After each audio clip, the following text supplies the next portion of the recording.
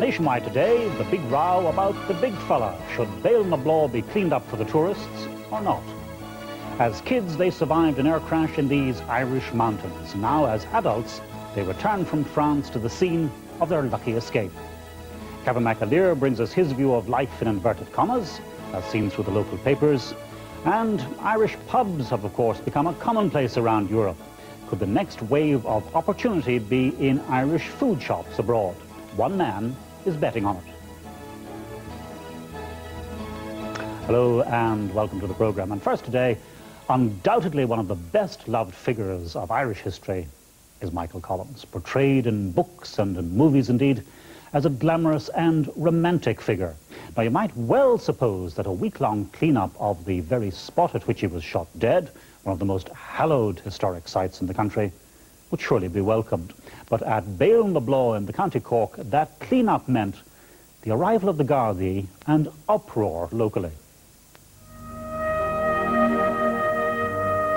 It's a short stretch of road between Bandon and Macroom, but it's given rise to huge controversy.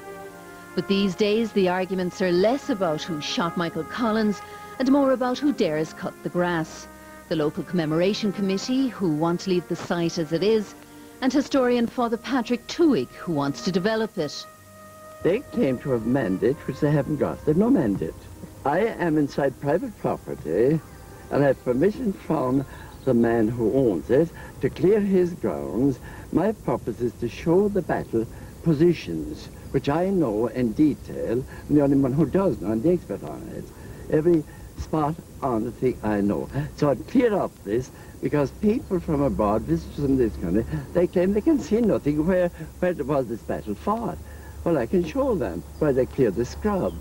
Well, we feel it is a historical site. It commemorates the history of, very important history of our country, and that, you know, it's set in a very scenic area of West Cork, and we don't feel that it should be commercialised or transformed in any way at all. The monument was inaugurated in 1924 and is the property of the Army. Every year they ensure it's tidied up in time for the annual commemoration ceremony in August. But Father Tuig doesn't believe this is enough. The tourist and the visitor, he says, wants more. However, Councillor Metcalfe and his committee fear the onslaught of crass commercialism.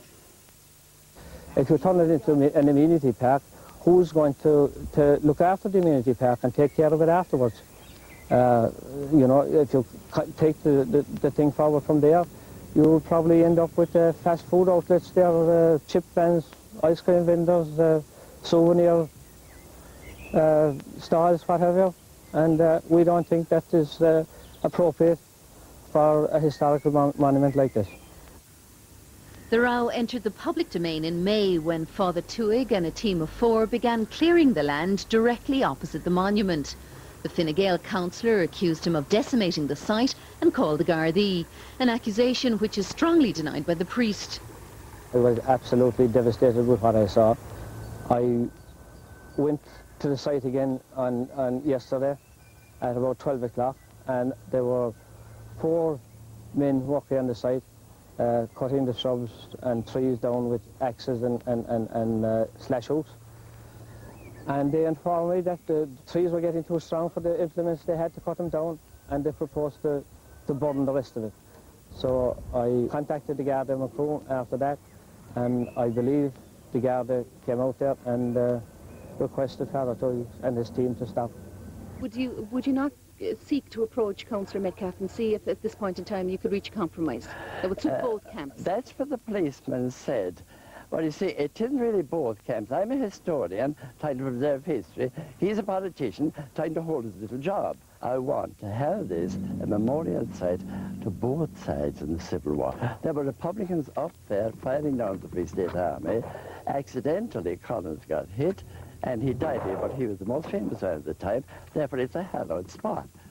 So the Republicans up there and the Free State town here and their descendants of the moment should come together politically and make this a shrine to all who died. They were fighting down there. The Army car at this point was where the monument is, and Collins died up the road. Now, the men who spoke to me said, we saw the big man fall. From where I am, obviously, you can see nothing whatsoever. Michael Collins the movie has further fueled interest in the ambush site, and even though it's off the beaten track, upwards of 50 people or more visit the site on a daily basis, and even more at the weekends. Clearance work has been temporarily halted by the Gardaí, and pending a resolution, the row continues to rage. But what do the visitors to the site think?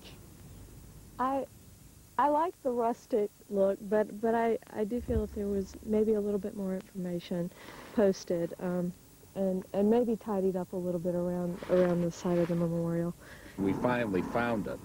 However, the road sign was in Gaelic, and we had a little trouble with that. We went by it and came back and saw it and figured out, that it had to be what we were looking for. But I think there's probably a lot of Americans like us that would be attracted to this site because of the movie. It's nice nearly to leave it as it is in a way, to signpost it better. We're glad to see a monument there, but in the States, for something as significant of a site as this, would be very well marked. There may be some facilities here, and we would expect to see more than what's there now. And if he had discussed his plans with us, we might have possibly, come to some compromise with him. I have to preserve Irish history for Irish people of the future. I don't see myself as a crusader, but I see myself as the minstrel boy. Just the last one sword at least the right shall guard, one fatal voice shall praise thee. I'm just the minstrel. I'm the only patriot left, damn it. My God, and obviously the fighting spirit lives on. Now,